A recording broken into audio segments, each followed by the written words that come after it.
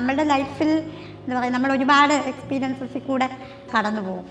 So അതെല്ലാം നമ്മളെ better human beings ആക്കാനായിട്ട് ഹെൽപ്പ് ചെയ്യുന്ന ഒരു ട്രഷർ ഹൗസ് ആയിട്ടാണ് നമ്മൾ ശരിക്കും കാണുന്നത്. അനുഭവങ്ങളിലൂടെയുള്ള യാത്ര ശാരദ ടീച്ചർക്ക് വെളിച്ചമാണ്. യാത്ര ഇന്ന് തിരുവനന്തപുരം യൂണിവേഴ്സിറ്റി കോളേജിലെത്തി നിൽപ്പുണ്ട്. അധ്യാപികയെ പറ്റി കേട്ടപ്പോൾ മനസ്സിൽ ആദ്യമെത്തിയ വരികൾ കുറിച്ചു. പ്രതിസന്ധികളെ സാധ്യതകളാക്കിയ അധ്യാപികയെന്ന്. Good morning students, please sit down.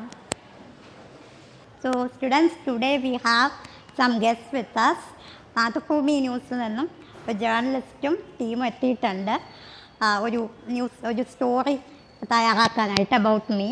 So സ്റ്റുഡൻസിൻ്റെ ഒപ്പം ഉള്ള മൊമെൻറ്റ്സ് ക്യാപ്ചർ ചെയ്യണമെന്ന് പറഞ്ഞു. So let's find out how it goes.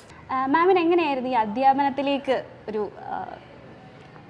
ഇത് കിട്ടിയത്, അല്ലെങ്കിൽ ഒരു അധ്യാപിക ആകണം എന്ന് തോന്നിയത് എങ്ങനെയായിരുന്നു? ആ മൊമെൻറ്റ്സ് ഒന്ന് പറയാമോ? ഒരു ഹൈസ്കൂൾ കാലഘട്ടത്തിൽ ആണ് തോന്നുന്നു എനിക്ക് ടീച്ചിങ്ങിനോടൊരു പാഷൻ വന്നു തുടങ്ങിയത്. കാരണം എനിക്ക് എന്നെ പ്രസൻറ്റ് ചെയ്യുക, ഇങ്ങനെ സംസാരിക്കുക, അതൊക്കെ എനിക്ക് വളരെ ഇഷ്ടമുള്ളൊരു കാര്യമായിരുന്നു. പിന്നെ അത് പതുക്കെ ഡെവലപ്പ് ചെയ്ത് ഇത് മതി എനിക്ക് പ്രൊഫഷനായിട്ട് എന്നുള്ളൊരു ഇതിലേക്ക് എത്തുകയായിരുന്നു. പല ബാക്ക്ഗ്രൗണ്ട്സിൽ നിന്ന് വരുന്ന കുട്ടികളായിട്ടാണ് നമ്മൾ ഇൻട്രാക്ട് ചെയ്യുന്നത്.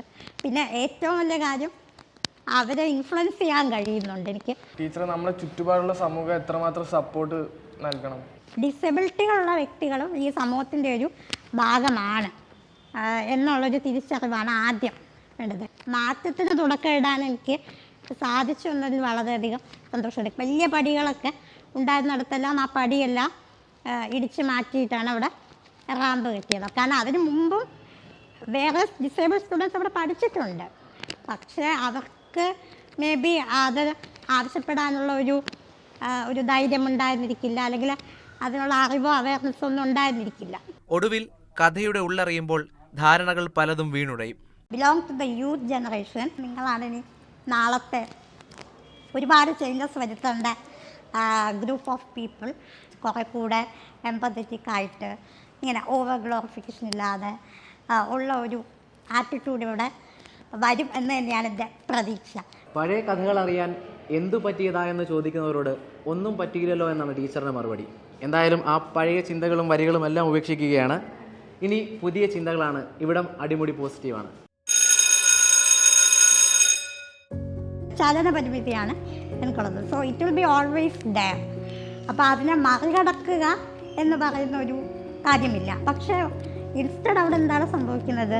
സോ ഇറ്റ്സ് ലൈക്ക് മാനേജിങ് അവർ ഡിഫിക്കൽട്ടീസ്. എനിക്ക് ചെയ്യാൻ പറ്റുന്ന ഒരുപാട് കാര്യങ്ങളുണ്ട്. So I am trying to explore them. Prem ശശിക്കൊപ്പം രാഹുൽ ജി നാഥ്, മാതൃഭൂമി ന്യൂസ്, തിരുവനന്തപുരം.